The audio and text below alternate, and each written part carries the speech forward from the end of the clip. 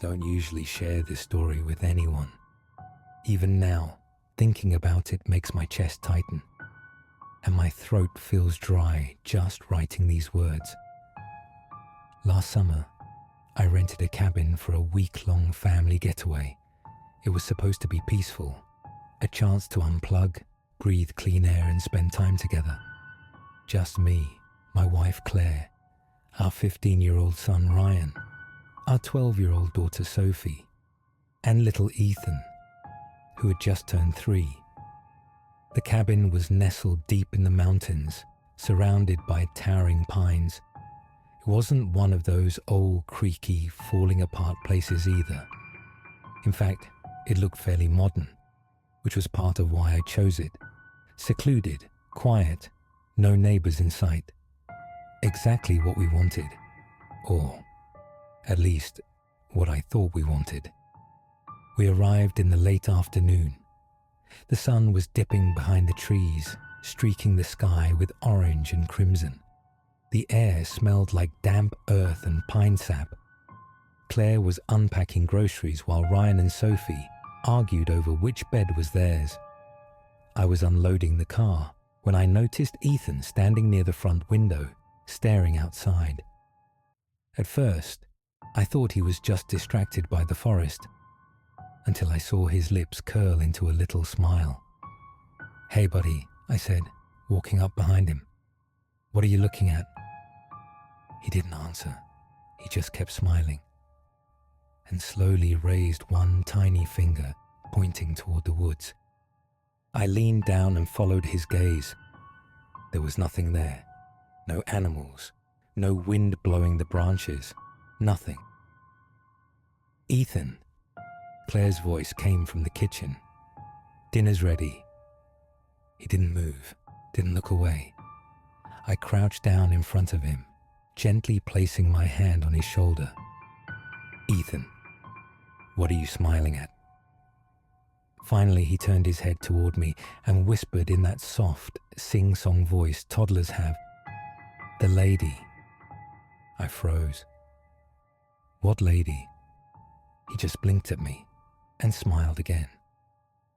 That night, we all went to bed early, exhausted from the drive. The cabin had 2 floors, the main level where Claire and I slept, and an upper level where the kids shared a large bedroom. Around 3 a.m., a loud knock echoed through the silence. It jolted me upright instantly. My first thought was, who the hell would be out here at 3 in the morning? I slipped out of bed, careful not to wake Claire, and grabbed the flashlight I'd packed. The knocks came again, slower this time, deliberate. I crept toward the door and peeked through the peephole. Nothing. Just the dark porch and the outline of trees swaying in the faint moonlight. I opened it. There was nobody there. No footprints on the deck. No rustling in the woods. Just silence. But the moment I stepped back inside, I caught something in my peripheral vision. A shadow at the top of the stairs. It was faint, but I saw it move. "Claire," I whispered, thinking maybe she'd woken up and was checking on the kids. But there was no response. The shadow glided up the stairs. I swallowed hard and followed, my footsteps careful against the wooden floorboards. The kids' door was slightly open. Through the gap, I saw the soft glow of the nightlight inside. And then, I froze. There was something, someone, standing at the edge of Sophie's bed. Tall, thin, perfectly still. I stepped into the room, and the moment I did, it vanished, just gone. Ryan and Sophie were both sound asleep. I checked every corner, every closet, even under the beds. Nothing. But I couldn't shake the image of that figure. The next morning, Sophie woke up with a burning fever. She was pale, trembling, and drenched in sweat. Claire assumed it was just exhaustion from the trip, but deep down, I couldn't help but connect it to what I'd seen the night before. I didn't say anything. I didn't want to scare her. Ethan, on the other hand, kept giggling and pointing at random spots in the cabin, corners, windows, staircases, whispering things like, "She's there." That night, I had the most horrifying dream of my life. I was lying in bed when I felt the weight of someone standing beside me. My eyelids were heavy, but I could sense it, the presence. I forced myself to open my eyes, and there she was, the shadow. But this time, it wasn't a shadow anymore. It was a woman. Her skin was grey and cracked like dry earth, her hair dripping wet, sticking to her face. Her eyes, pitch black. I couldn't move, couldn't breathe. Then she lunged, faster than anything I've ever seen. Her icy, clawed hand wrapped around my throat, and she hissed words into my ear, her voice low and guttural. "You should have never opened the door." I gasped awake, choking. And that's when I realized something horrifying. I wasn't dreaming anymore. I was floating. My entire body was lifted off the bed. Claire was screaming my name, shaking me violently until suddenly, I dropped back down, slamming onto the mattress. I was drenched in sweat, gasping for air, and there were deep purple bruises around my neck. I ran upstairs immediately to check on the kids, and thank God, they were okay. But I couldn't take it anymore. We shoved whatever we could into bags, barely speaking, moving like machines. By dawn, we were gone. Back home, I told a co-worker what had happened. He went pale and stared at me like he'd seen a ghost himself. "You rented that cabin?" he asked. "Yeah, why?" His voice dropped. "There are stories about that place. People disappearing, especially kids. I don't know if I believe in curses or haunted places, but I know what I saw. I know what I felt, and sometimes I wonder if there was something wrong with that cabin from the start, or if opening that door that night invited her in."